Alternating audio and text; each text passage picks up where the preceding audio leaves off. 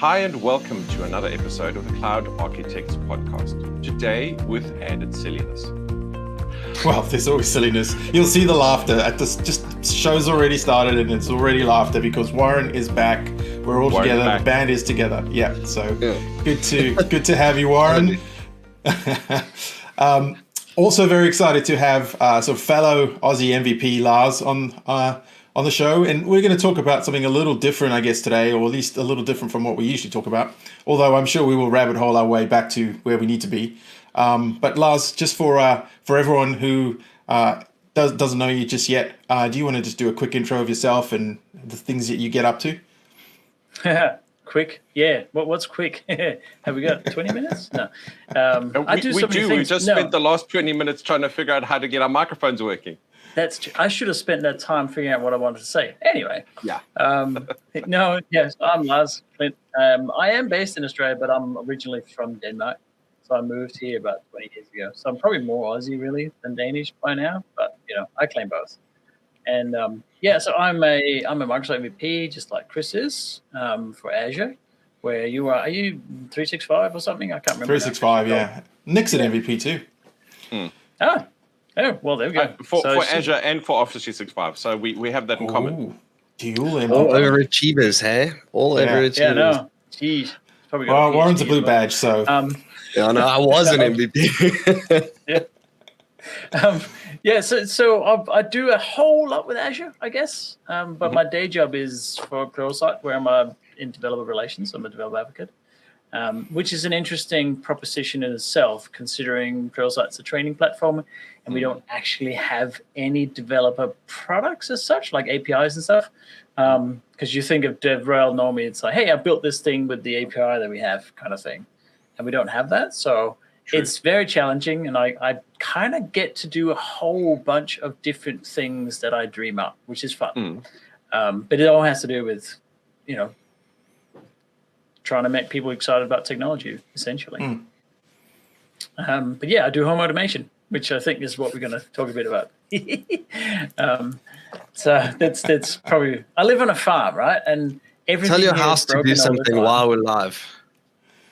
Like do something in the back there. Tell your house to do something now, right? Like turn off the lights. That's the thing. See, everybody has their own conception of or idea of what home automation is. I don't have anything text to speech or nothing at all. Control. No. Really? Okay. Exactly. So you don't use Siri, you don't use Alexa. No, because in my world, automation is what I do to not have to do it. So I save time. Right? So the majority of the things that I've done, I have done lighting as well and stuff like that. But the majority is because we live on an old farm, is to try and get old crap automated so I don't have to deal with it, basically. Chief amongst is my watering infrastructure. We spend an awful lot of time automating different things and monitoring and gauges and whatnot, sensors. So it's a bit like saying, let's talk about Azure. Is like, let's talk about home automation because it's such a vast area or topic. So, but that's why it's cool. I like it. Right. Well, I mean, it's a pretty geeky topic, right? And I think I miss the days of being able to do that, do the automation stuff. I haven't done anything since I moved back here, so I've been a year now automationless, and it's been interesting. When we lived in the US, we had automation throughout the house, and it took years to build up that system to be what it was. And you kind of forget about using light switches, and you forget about using most things because it just the stuff just happens, right? Because of the automation. Yeah. And then you come back and you're like, oh yeah, I got which way's up again, which way's on, off with the light switch, just to be able to kind of make things work. I think it can be a particularly geeky topic. It can. I enjoyed the light switch thing. Because that's always the first thing people go to when they think home automation is like, I don't have to press light switches. Yeah. But then we're renovating an old farmhouse from the 40s and we're keeping it in the style of the 40s, but then I'm making it smart as well. So we don't have we don't have switches that glow in the dark or look like that because they don't fit the theme. So we have they're new, but they're old school like toggle switches. So they go click, click. Put a Shelly in the background or something. Exactly. That's exactly what I've done. And then I I started using Wi-Fi bulbs at one point, and then I realized how crap they are, so I threw them all out, about 40 of them, because it's just you're just exchanging one problem for another. They just don't work. So as Maura was saying, Shelly's, which is a smart Wi-Fi switch, you put that behind the switch or somewhere in the system, logically behind the switch. And then the switch works. It's what I call the parent test. My mum can go and turn the light on and she's not confused. But I can do all my automation and turn things on and off, and you have an away from home mode, et cetera, all those things will still work. So yeah, there's many ways of doing things. I think Warren, you go ahead, because I know when I visited you last year, we spent probably 2 hours going through all your automation stuff while the girls were just like, no, we're not going to sit through and there's so many different brands, and there's so many different ways of tying it all up together. Nick being in Hong Kong now, I mean, my home automation journey started with Xiaomi stuff. We would walk around the streets of Hong Kong, we'd hit the Xiaomi store, and then we'd be like, okay, whoa, this is cool. And you would literally buy a whole bunch of Xiaomi stuff, from bulbs to whatever. And then you got home, and then you couldn't get those here. So it was something else. And you went and you were like, okay, well, you get the Beanita stuff, or you get Tismoto, whatever the case may be. So then you start upgrading the firmware to the open source version. Yes. And you've got this smorgasbord of stuff that you need to now put together. And as far as my wife and my kids are concerned, they don't give a rat's. That not at all. I mean, as long as Alexa can turn the light on and off, then they're happy, right? As long as when they walk out of the room, the air conditioning goes off or on, or whatever the case would be, they're happy, right? So, I mean, my kids don't even use light switches anymore. They just use voice control. I mean, turn my lamp purple or whatever the case would be is all. I mean, they don't even. I'm turning the fans on, or I don't know, just general stuff that they would normally leave the couch for, they just don't do anymore. And if it stops working, they're like, what's broken? And they actually have no idea what's going on in the background, because Home Assistants had to be configured with all of these different connectors so that they could each do the job correctly, And so I have a friend in Cape Town who, with the water shortages last year, he's gone and done this whole grey water system, which is insane. Had his own PCBs and everything all printed. And he's got filtration systems, and he puts live cultures in there, and he takes all of his bath water and all of his grey water, he tanks it up, he purifies it, and he spits it back out into his garden. And he's pretty much the only dude in Tableview 2 years ago that had a green garden because nobody else was allowed to do it because of all the water restrictions. So, I mean, and his is insane. I mean, those flow meters and, how much water he's actually recycling, how much he's using on a daily basis, what is coming in, what's going out. You think to yourself, wow, this stuff gets very, and everything was built from scratch. You go to Communico or RS Components and you place an order, and that's that. Yeah. So I have a question for the two of you, if I may. Go for so it. You talked about Shelly's, you both know what they are. Now, for the rest of the human beings who have no idea what a Shelly is and why you care and why you choose a Shelly over a not Shelly, can you give us a little bit of background? It's just a popular brand. Well, a Shelly is a Llama. Yeah. So in Australia, there's a bit more to it because you can get many different kinds of sort of Wi-Fi relays. So some of them you power through, you put 12 volt through, and you can switch them on and off through your phone or whatever. Some of them are 240 volt. There's all different kinds, and there's many different brands. Now in Australia, we are extremely scared about people doing their own wiring and electrical work. It's just not allowed. You cannot do anything legally. You have to have an electrician do it. Right. So, and that then flows through to other things. When I was considering how to basically make these old school switches smart, there's a really cheap Sonoff product which I use outside, which is basically a switch on and off. And then there's the Shelly's. Now the difference is that the Shelly's in Australia are certified, which means that you can use them in your house, and if something burns down, your insurance still covers it, but you cannot wire them up yourself. So there's all these little rules that come into it. So which is why I've only got Shelly's pretty much. But Shelly is a brand from Bulgaria, I think, but they're extremely high quality. I've never had any issues with them, I must say, where the Sonoff ones have been a bit more hit and miss. They come in many different varieties. So do you want a dimmer? Do you want one that has one switch, two switches? Do you want one that monitors your energy? Do you want one that's just a Wi-Fi switch with no power? Like there's all these kind of different editions of them. So does that answer your question? I was actually going to ask you about the legalities of stuff, because obviously my experience with home automation was living in Texas, where you could do just about whatever you want. So there wasn't any, obviously you could get things certified or at least inspected, if you're worried about it, and we never did anything dodgy or that wasn't above board, right? But since moving back to Australia, you're technically not even allowed to change a light plug, yourself, which is really annoying. Really, really annoying when you actually do enjoy doing that type of stuff, right? So you get. The idea is if you're going to do home automation, you've got to get an electrician to come in, and then every time you need to do a light switch and come in, and that's what I thought. Yep. I just had him out actually. So in about 2 weeks, he's going to come and install like 4 different Shellys, remove some old wiring, put in another 4 lights, and then I can hook it all up with Zigbee, which is another wireless communication platform, so I can use it all smart. But it is a little bit tedious. I must admit though, wiring up like a 3 relay Shelly switch does scare me a bit. So. Right.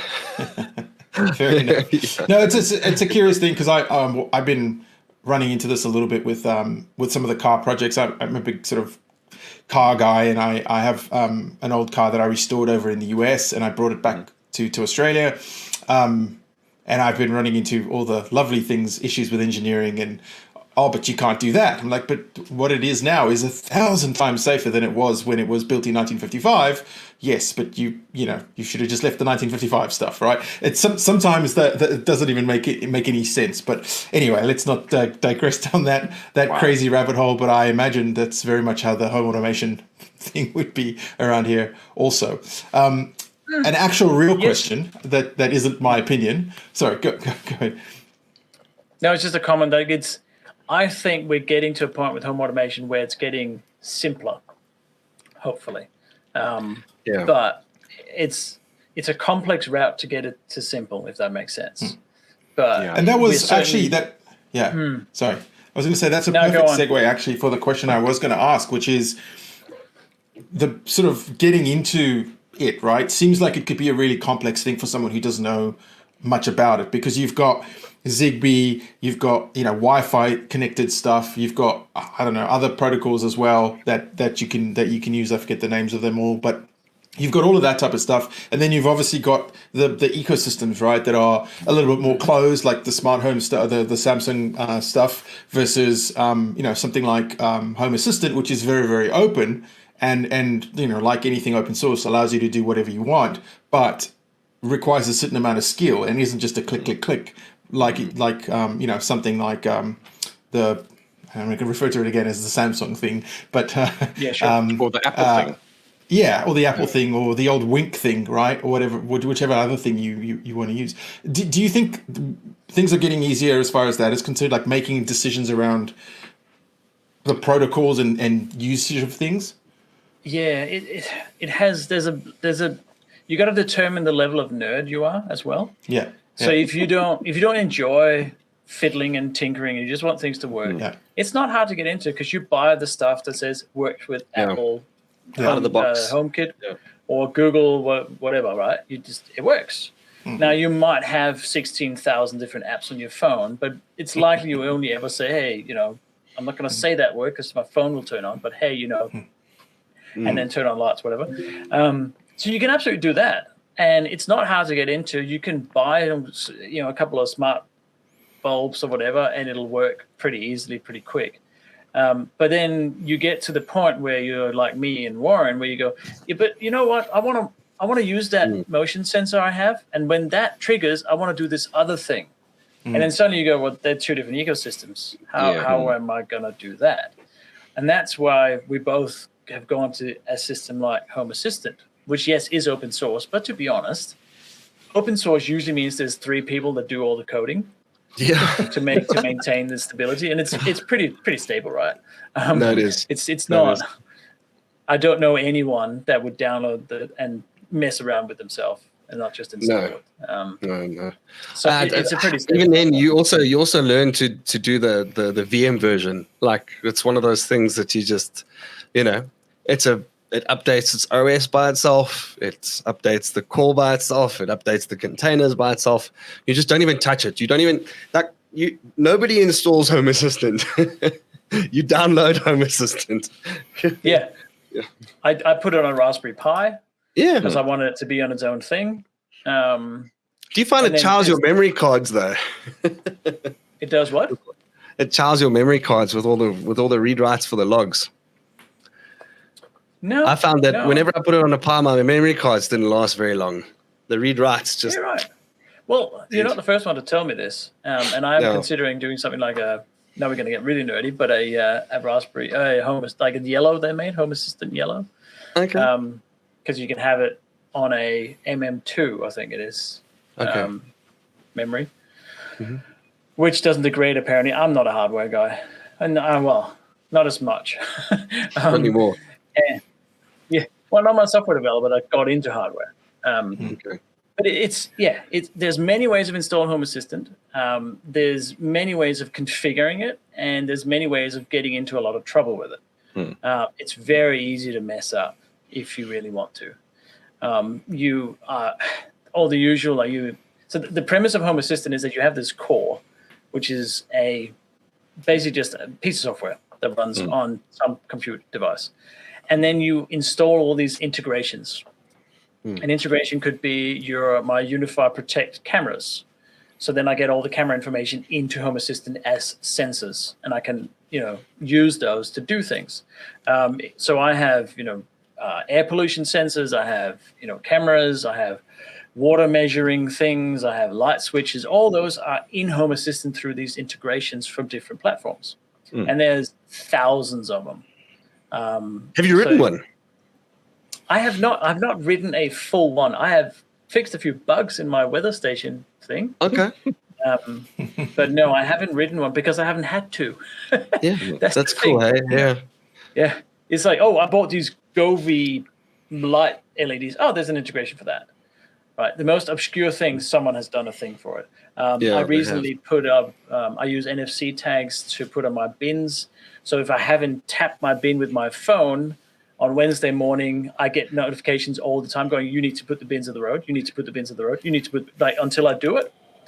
And then I realized that someone had built an integration for recycling schedules or garbage schedules in Home Assistant as an integration. Really? So different, councils and whatnot in all over the world has APIs for their recycling and rubbish schedules, and they were all in there. Mine wasn't, of course, because my council is living in the 1960s.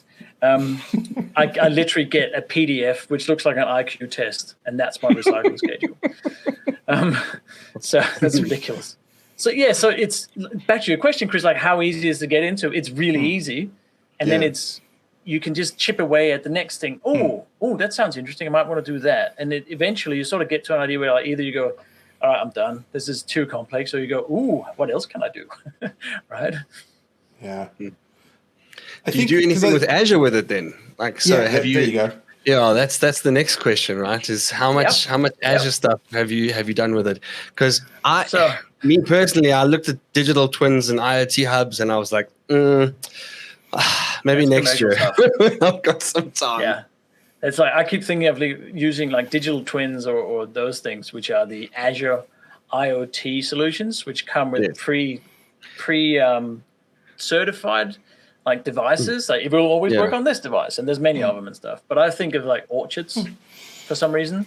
You have one on each apple tree, and it tells you how many apples you got when you shake the tree or something. Oh, there you go. Chris has got something. 100%. Yeah, there you go. It makes sense. It's been sitting on my desk for like 4 years. Yeah, right. So I think there's real value in something like Azure IoT. deny that, but it's not something I use for my home. What I have done though is sort of in the home automation kind of way is that I built, it's not running right now, but I built Llama Cam. So I have llamas on my farm, and I built llamacam.com.au, which was live streaming my llamas through the cameras on Azure. That's awesome. I know. And it was one of these lockdown projects. So in Australia, we had these COVID lockdowns where you couldn't go anywhere. We live on a farm. We couldn't check our mailbox because it's on the road. That's the kind of level of legality people were getting to.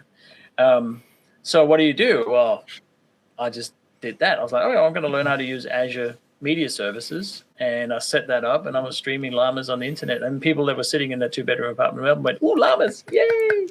So everybody was happy. I had all these ideas for, I was going to actually it's a little bit of what I call a gunner project. I'm not sure I'm actually going to do it, but I wanted to use Azure Cognitive Services. I built the model for detecting llamas in the shot, because often there wouldn't be llamas on the camera because it's a big paddock. I only have 4 cameras. And so if the llama walked into the shot, you could get notified. So I was going to use Azure Cognitive Services for that. But I still have the model. Hey, you can alert, cool. Exactly. Llama alert. Cool. How did you train Cognitive Services to know what a llama looks like? So Azure has these machine learning services called Cognitive Services, which are basically predefined models for you. So Microsoft said, hey, here's something that people do over and over and over again. We've built all these models for you, and we're going to keep improving on them, but you can just use them. I went, oh, sweet. So you don't have to build the model yourself.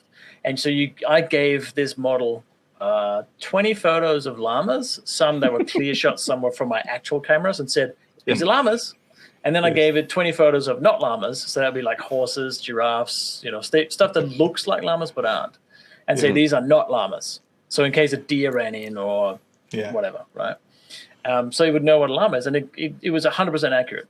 Like every single photo was always 100%. And it literally took me half an hour.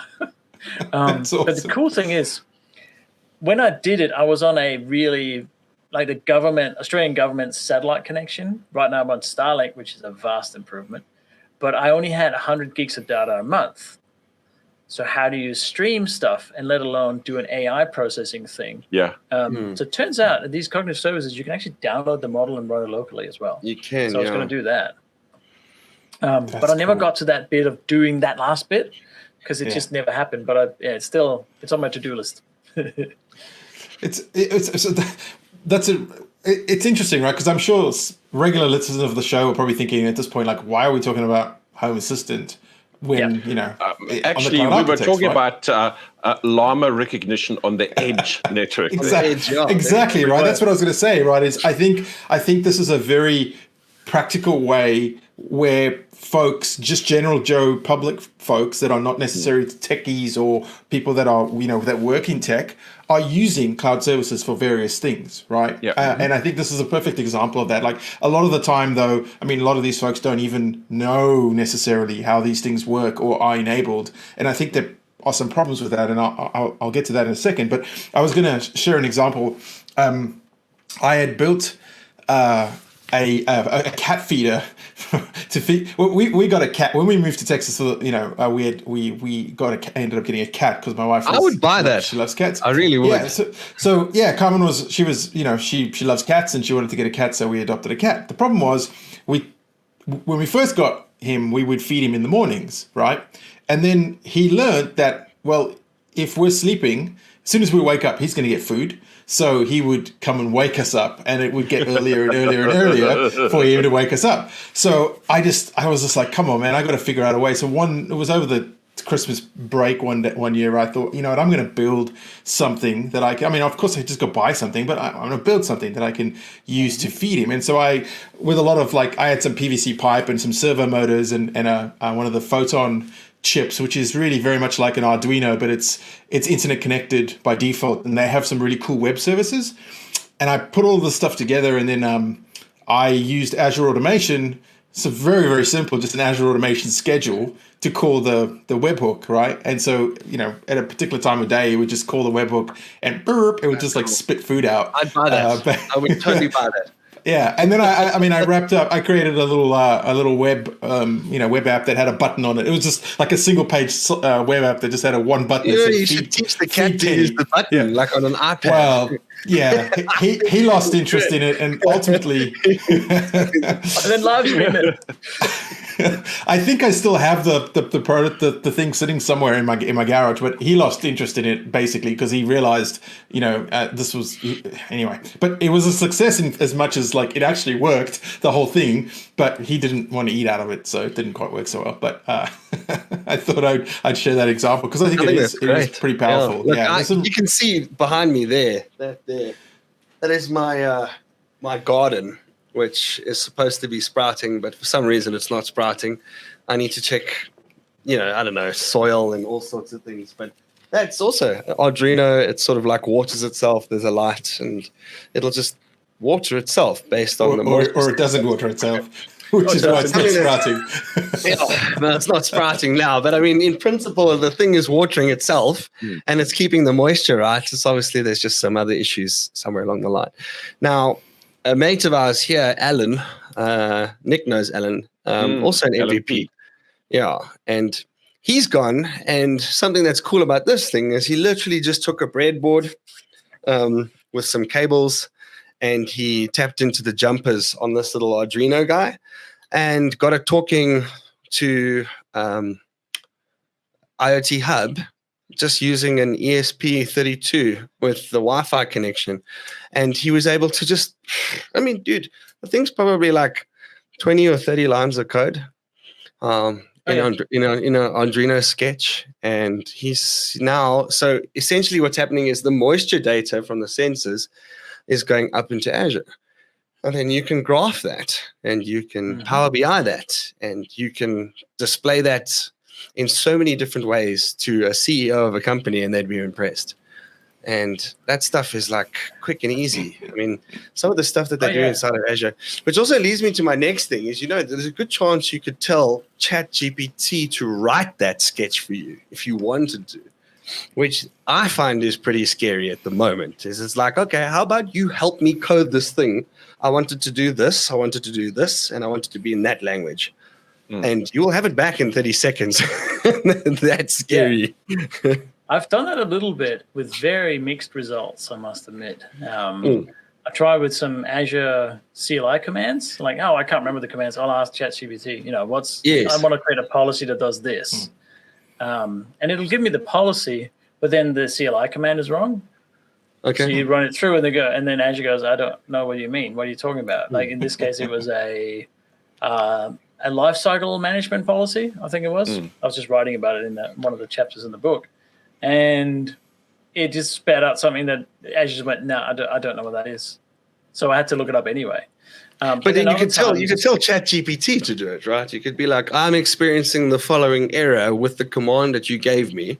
And then it goes and it says, okay, well, let me go and have a look for you. And then it tries to fix its own mistake. Yeah, and I did that. I said, no, you got to use this command. And it still got it wrong. It changed that command, but then something else was wrong. So it's not always 100%, but it will get. And this is storage. This is storage lifecycle management, eh? Yep. Yeah. For blobs. Okay. Yeah. So what I was one of the things I wanted to kind of ask and get the opinion of here is, we're saying it's great that all these things exist, right? And you can connect your toaster and every other thing in your kitchen to the internet. Now, not trying to be all Skynet or anything here, but should we be concerned about the security aspects of some of these things? Because we're not, Next question. All right. Well, not much of a discussion here then, because I was going to say, one of the things that we talk about all the time on the show is update your stuff, right? And I feel like for the next Ignite conference, we're going to have some Cloud Architects t-shirts that say, update your stuff. And the other ones are going to say, stop buying stuff, right? Because I don't want because those are like themes, right? Yeah. A lot of these things are not even, they don't even have update mechanisms or things. And do you think that the solution is to stick with reputable vendors like Shelly and places like, organizations like that are making these things and think it through? Or is the $2 thing of eBay I mean, I don't know how you can make a plug for $2, but I mean, you can go on Alibaba or Amazon and you can get a $2 relay. What was that thing? I actually ordered one because it's an actual a relay, basically just a automotive relay that has a GSM card in it, right? And the idea is that you could text it a commandlet and it will shut off the circuit or not. And people are wiring these things into their cars because they're they're using them for whatever, fuel pump starts and all sorts of things. Well, it's not encrypted in any way, and it has no security. So anyone can text the number with the correct string of commandlets, and they've just shut you down. Holy balls. Some insurance spam cuts your car out. Well, let's not even go there, right? But the point I'm making is there's so much of the stuff that's really cool, on the surface, but as soon as you start digging deeper, you realize it really hasn't been put together very well. Yeah, definitely. I do a few things. I'm certainly not the most security-minded person in the world, but I'm aware of it, right? And one of the things any IoT device does not go on my home network. So I have a separate VLAN that is only for IoT stuff. So all of the sensors, all the Google speakers from various brands, all those things, everything is on our IoT network. And then I just firewall it off so it cannot get to any of my machines, right? That's very cool. Yeah, so that's the one thing I was like, okay, well, my logic brain can figure that one out, right? So that's the one step. Now, the real challenge, which you just mentioned, Chris, is updates, because there's no facility. Well, there is a facility, but it's very, very rarely used in-home assistant to update all your things. You pretty much either have to have an auto update, which is scary in itself, or you have to go to each platform and update everything. I've actually got a YouTube video scripted on how to kind of try and manage that, because it's a nightmare. But there's a couple of things you can do. One is, as you said, use reputable brands. Not that they won't go wrong, but you like to know if they go wrong. Because everybody has breaches all the time, right? No one's sort of seemed to be immune of that. And then the other thing I tend to strive towards is using what's called the Tuya platform, Tuya. So Tuya is a company that builds IoT things, everything from vacuum cleaners to pet feeders to dishwashers to plugs to whatever. And a lot of companies will rebrand Tuya devices to their own thing. Yeah. So I have PowerPoints that I bought from Kogan, which is an Australian online seller, and they're all Tuya plugged, and you can just adopt them onto the Tuya platform. And not that makes you immune to any sort of hacks or attacks or whatever, but at least you have a single platform. And very often you can do that with the vast majority of these sort of no-name brand devices, because they're not going to build their own platform. They're going to build the hardware, which is what they're good at. But then they're going to go, oh, what can I put it on? What platform?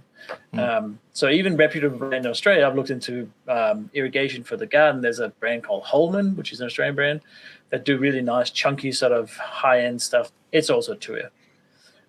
So that's probably the two things I mostly stick to, or three things. It's IoT network on its own, using the Tuya platform, or go with sort of reputable brands like Philips for my light bulbs. I think those are good tips. And it actually reminded me of a discussion thread I saw on Twitter the other day around, we're all working from home now. How many of us have a separate work from home network versus our network where our washing machine and our TV and, iPads are on, right? Which is really weird, because it caught me, because I'd like to think that I'm above average security minded. And I was like, oh, actually, I don't do that. My wife and we have our internal network that, here at home. And obviously I do what you do, is I also, anything that has to talk outward and doesn't communicate inside to anything is segmented off, and I have guest Wi-Fi and all of that. But I don't separate my work network from my browsing the internet network, right? And I'm curious, how many of you guys do that? Nick Warren, have you ever thought of that? Because I hadn't. What? Why? Well, just if you if you're connecting to customer environments and stuff like that, you know what I mean, and then you also head off to Pornhub on the weekend and something, you know what I mean. You not that any of you guys could Pornhub in any way, but you know what I mean. I'm just saying. You're talking about? Yes. It's more of just a safety segregation thing, right? So and the thing that I would even say is that I have different machines that I use for different things, but I often use the laptop that I check my work email on, and I log off that profile and I log onto another, like a personal profile, and I check my personal email, right? I've never thought, hang on, like, is there a segregation here? But it's an interesting thought, right? Yeah. Things like VPN tunnels and stuff like that would probably also solve that issue. I'm loath to make it more complex than it has to be as well. Exactly, and that's what I'm saying. Like, I don't think anyone would, right? But I don't also think that, like, when the whole world started working from home all of a sudden, anyone really came up with any guidance around this and said, you know what I mean? Like, obviously, organizations said, if you want to connect to our stuff, here's the VPN. Yeah, well, I think that's where the big deciding factor is, right? Is, as far as the company that you work for is concerned, the onus is on them to protect themselves from your messes, if that makes sense, right? So, and they do. Like, I mean, most of the time. as far as I'm concerned, I mean, in my house, I mean, look, there's a lot of stuff that could be hacked. Whether it is hacked or not is another story. I mean, it's not like I leave my banking password in a clear text file on my desktop. I mean, it's not like if somebody had to hack into my home network, they'd be able to steal some photos. I guess. I mean, I don't know what else. But I guess what I'm saying as well is that, like my iDevice, all my iDevices, my Macs and those sorts of things, when I connect to Microsoft corporate network, I mean, the policies on my devices are retarded. There's Defender for web is there, and it's got its own Defender VPN. for Defender. Yeah, dude. Yep, exactly. So when my phone connects to the internet, it immediately dials a VPN up to itself, right? All my web traffic is proxied through the device anyway. So I think it's all about how you feel personally as an individual. If somebody had to get into your network, right, and steal some stuff, what could they steal? And right now I think to myself, they wouldn't be able to steal anything, really. Well, I mean, a bit of passwords, bit of this, bit of that. I mean, a bit of pictures, bit of this, bit of that, a couple backups, documents and things, but nothing that could, I guess, destroy my life. Yeah, but I'm not, I think us on this call, like I think we probably are not your average target either, right? But even if you think about, the recent LastPass stuff, and some of the other breaches recently, like, how were those breaches perpetrated? Well, they went after the person on his own device, right? I mean, come on, that guy works for LastPass. I mean, but that's what I'm saying. That's what I'm saying, right? So like, that's the point I'm trying to make, right? Like, obviously, Microsoft's a different kettle of fish, but a lot of folks, their internet is basically the ISP router that they got given when they signed up to, Aussie Broadband. Absolutely. So they can't update it. It doesn't get updated. And they've never thought twice about, well, I'm checking my work email and I'm also torrenting the latest, Ted Lasso episode. And those, do you know what I mean? Like, there's that, it's a very interesting conversation. I think it can go, you could really dig into the weeds with it. Yeah, I think there's a bit of the sort of, why would they come after me, right? What do I have? But in the case of LastPass, they targeted that software developer through Plex, of all things, right? Right. Holy moly. Yeah. That's pretty damn specific. How many of us have Plex servers at home? Not anymore. I finally trashed mine. Yeah. Mine's gone. Mine's not externally available, right? Yeah. But it's okay. So which things do we have that are actually outwards facing? I have Unify stuff that I access over the internet, so protect and whatever. Okay, I'm pretty sure they're going to be all right. If someone can get in through that, they got bigger problems. And then Home Assistant, really, which is through I'm paying now Bukasa for their remote access, but you don't have to. Yeah. So it's sort of like, okay, the attack surface is really, really, really tiny. I'm much more worried about my 17-year-old who is a massive nerd with computers as well. So he has his own wife. Actually bought his own Starlink. He was sick of me having control over his internet. So so we got 2 Starlink connections. But I'm more worried about the phishing and the scam, the spam links, all those things, which that's no security in the world can, Yeah, and it gets difficult, right? Because I get any number of these spam texts all the time, and it's hard for me to differentiate them. I had to. Good. Thanks, ChatGPT. They are getting really good. I had all of my medication and stuff from my doctor. It's all gone on eScript now, right? Everything's all online, so you don't get the little paper anymore. So it's all digital. That's kind of fun. But then they were trying to contact me the other day about something that I needed to pick up from the pharmacy, but they wouldn't give the information of what it was because obviously privacy, right? So it's just like your pickup has been cancelled. Click link for details. Well, that looked dodgy as hell to me. So I was like, I'm not clicking this link. So I just deleted the text. So then I run off to the pharmacy 3 hours later. I'm like, hey, I'm here to pick up my thing. And they're like, oh, no, we texted you to tell you that was cancelled. I'm like, oh, yes, that was that text. Right. You know what I mean? Yeah. It's every organization is starting to text you stuff. And the bad guys are looking into it. It's a very real issue. Yeah, I don't know what it is with text messages. Why it's so popular. Yeah. Everything's a text message, it seems. It's like, no, we have better ways of doing things. I'm not too worried about my home network being hacked. I'm more worried about things I put on the network, such as all my IoT things or phishing things in general. So I don't know if I'm being careless, but that's sort of been my attitude to it. No, but it's an interesting conversation, right? It made me think the other day when I saw the thread. I thought, really interesting, because I had never actually myself considered it.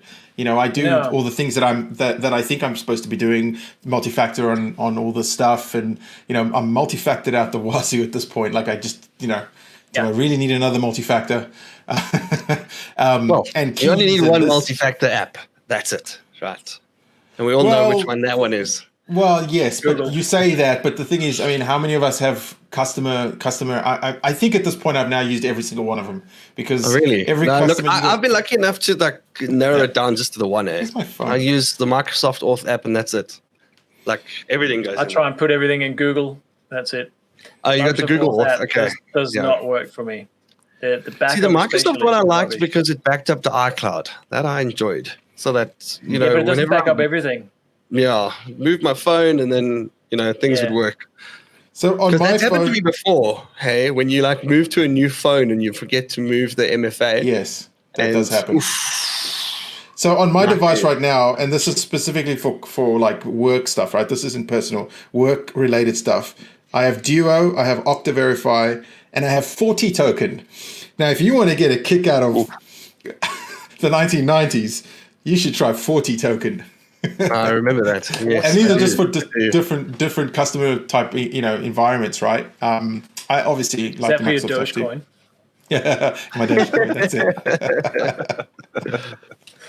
Oh man, like Nick, you've been quiet.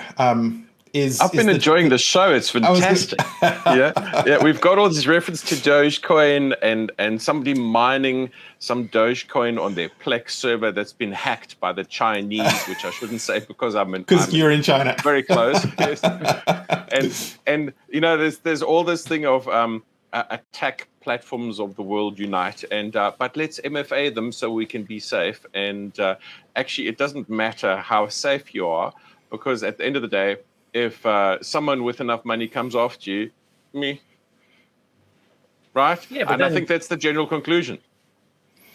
But then that's an honor, isn't it? If someone wants to spend that much money on you. Well, I don't think it's about you, but what you have got access to, because you're the gateway to your company, right? So it's either you or it's your co-worker who's got a slightly less secure Plex server than you do. Exactly. We all have our own. No, never mind. Yeah. And look, actually, I think the one thing I have done in terms of network segregation is I've made sure that my kids have got their own Wi-Fi hotspot that's separated from the rest of the house, because I don't trust what they click on.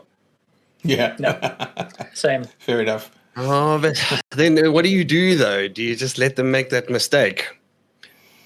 Well, yes, and this well, if Dad has to rebuild your machine because you did something stupid and you can't do your schoolwork for 2 days because Dad's busy, then you learn not to click on those links, right? Yeah, it's another. Sorry, I had a thing the other day with my daughter shopping. Believe it or not, it was a surprise. It was a thing because I get the SMS notifications for a bank account, and look, she's 12 years old, right? She buys stuff on Take-A-Lot for birthdays and things like that. And she found something that she wanted online, and she saw that in Shopify, you get the ability to localize, because you said never buy anything in dollars because it's international and it may not get you. So Shopify shows her rands, right? And it shows her rands because it's based on DNS, geolocation, whatever the case may be is. And so she's like, but Dad, it was in rands. And you said, don't buy anything overseas, because I said, Nunki, you gotta, this is an international website and we'd be lucky if this thing even gets here because it's already been purchased. And she's like, well, I didn't know. And I said, well, okay, well, first off, the first lesson is don't buy anything online without letting me know. That's the first thing, right? But again, then you're sort of taking away her independence to be able to do these things herself, because it's made simple like that on purpose. Kids order from Amazon all the time or whatever the case would be is, you see the purchase, they've got enough pocket money, the money's in the account, it is what it is. So it was a tough one because I had to tell her, no, don't do that. But in actual fact, in some ways, she'd done nothing wrong. She did what she's supposed to. She, checked to see it was in rands. She made sure that it had an HTTPS certificate, which it did because it's Shopify. Shopify is Shopify, right? It's not like it's dodgy or anything, but we may not get the product based on the postal system. So this may not be the same problem that somebody else is going to have in Australia or the US, So you've gifted a product to someone. All things some airport didn't do anything wrong, right? But at the same token, I had to say, okay, well, you kind of did something wrong, but you didn't really. It was a tough one. It's interesting though, because we think about cyber readiness and cyber education in the business context, but we never think about it. And I don't have kids, so I never will think about it in the context of kids. But I'm sure how do you deal with that problem if you are raising a family, have a family? How do you carefully? I think Carmen is so used to me talking about these things that I think she's just learned some habits from me and the way I do things, right? But how do you guys? Do you have a weekly family meeting or a monthly family meeting with everyone around the dinner table going, okay, here's the current threat landscape? No, we don't. Yeah. Well, actually, one of the things that we know as a family is that a lot of links are dodgy, and then my wife will and my kids will come to me and say, "Does this look legit?" And I'm like, "No," and then like, okay. So we understand this kind of thing looks dodgy, so we don't do that kind of thing anymore. And from a family point of view, I've got to share a story with you guys really quickly because I am where I am, and I met with a customer today whose name I will not disclose, and they're a massive customer on this side of the world, and they're owned by a family, and I was met with the senior leaders in the IT department. We're talking about zero trust. We're talking about basic hygiene, and that MFA is mandatory for everyone on the organization, and next gen endpoint, and that I'm sprouting all the statistics around 96% of attacks are thwarted with good hygiene, and everyone's like, yes. But what are we doing about that person who owns everything? And we're not talking about small money here. And this company is massive, right? And they're like, well, we're kind of working up the courage to tell them that they should be MFA'd and they should have antivirus on all of their devices. And there might be some inconvenience for when they have to sign in. And I'm like, this is like the most high value target in the entire company. Yes. So it gets worse because they use their company email address to sign into social media. What? And it's like, well, why don't we just write names on billboards at this stage, right? Because we're talking about high-value targets and people who can sign off things to do with money and lots of money attached. And because they're family, it's like it doesn't matter if it's family who owns something, right, or family who's family in your house and the kids and spouses and that type of thing. Having security conversations with people who don't want to be secure because it's inconvenient in some way means that one of us is going to be paid some money to fix a mess. Like that's what Chris does. Chris gets parachuted into somewhere in the world and says, sorry, made this mess, and will you fix it, please? And by the way, tell me what we've lost because we don't know. Yeah. And it doesn't matter if it's your family or someone else's family, and this stuff happens in companies all over the world, and security is still a hard problem to solve.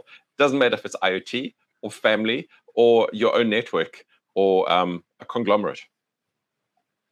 Yeah, this is all saying that we're trying to fix stupid, but they keep making better idiots. We always gotta have humans, right? Yeah.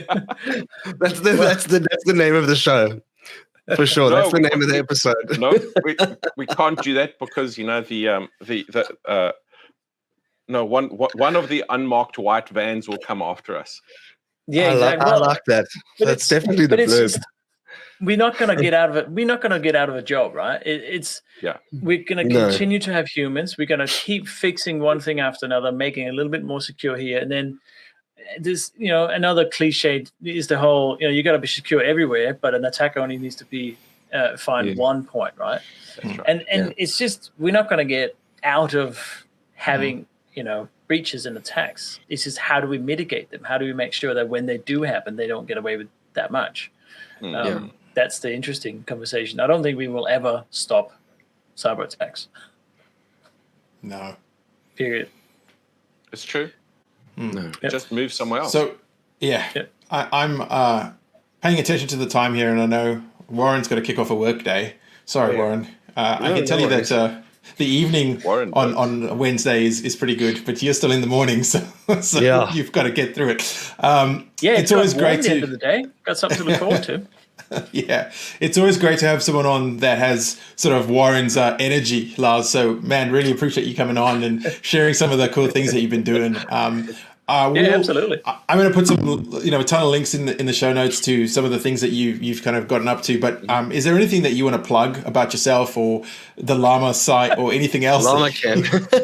Llama. No, it's Llama. Don't go to Llama Cam because it's a fun project, but it's not very fun when there's no llamas, and they're in the paddock down there, so it's not running right now. Right. Would you chase them for maybe if there's a button that chases a llama? Would that be a thing? Bring the llama on camera. There's 12 teenage boys right now, so good luck with that. They're fine. Llamas are pretty. How much do llamas cost to feed? Nothing. It's not even my llamas. They're neighbor's llamas, but he has them on our land. So I'm a software developer. I'm not a farmer. I wouldn't know what to do. But llamas are funny looking. They're easy maintenance. They don't break things. They don't make any noise. So they're not like sheep. And they actually protect the sheep. No, right? Oh, really? They do. They're guard animals. Okay. How do we know so much about llamas? Carmen's grandpa has Australia. Yeah, Carmen's grandpa has some of them on. He used to have them on his farm. They look after the sheep. They just keep the critters because they're quite imposing. They're very big, lanky looking animals. They listen to death metal and they got this huge knife in their fur as well.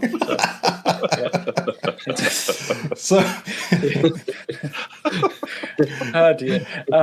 So there's two things I'd usually like to get people to look at if they want to. I have a YouTube channel, and every couple of weeks, pretty much without fail, for the last couple of years, I put out a video on something I find interesting. It's usually home automation or networking or Lego or maybe cars, but I haven't actually done any car stuff yet. But the one I just released this morning at the time of recording was how to use the unified G4 doorbell. I don't know if you're familiar with that device, but it's basically a smart doorbell as a gate intercom for my automated gate I put up. And then I'm solar powering it. And I didn't use it in any way it was intended. So that was quite interesting. But then, of course, I have put one it of into those Home Assistant. doorbells. Yeah. And then put it into Home Assistant, and then using what's called actionable notifications, which is when you get a notification on your phone. At the bottom, there's a little action item link thing you can press, so you can open the gate directly when people ring the doorbell. Anyway, it's good fun. And then, of course, if you want to check out my book, which is not finished, I just finished chapter 8 out of 14, so I'm getting there. That's awesome. So is the book on like pre-order, or is it just it's still in progress right now? And it's I'm writing with Manning, which has this MEEP program, Manning Early Access Program. So you can actually buy it. So I think you buy it cheaper if you buy it now, but you get access to everything I've written so far, apart from chapter 8, which is not there yet. And you can sort of follow along. Then you can comment on it and say, hey, you're an idiot, this is wrong, or this is really good, or this is boring, or whatever it is. And I can then adjust as I go.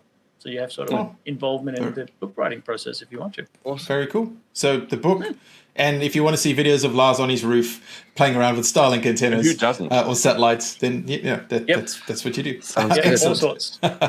Well, and the next video coming out this is probably the coolest thing. I've saved this for last. This is the best thing. If you're watching this on a podcast, great. If you're listening to this on a podcast, you guys will have to describe what I'm holding up. Lego keyboard. That's very cool. But it's an actual mechanical keyboard, and it's really good, quite good quality. And I put myself on there. See.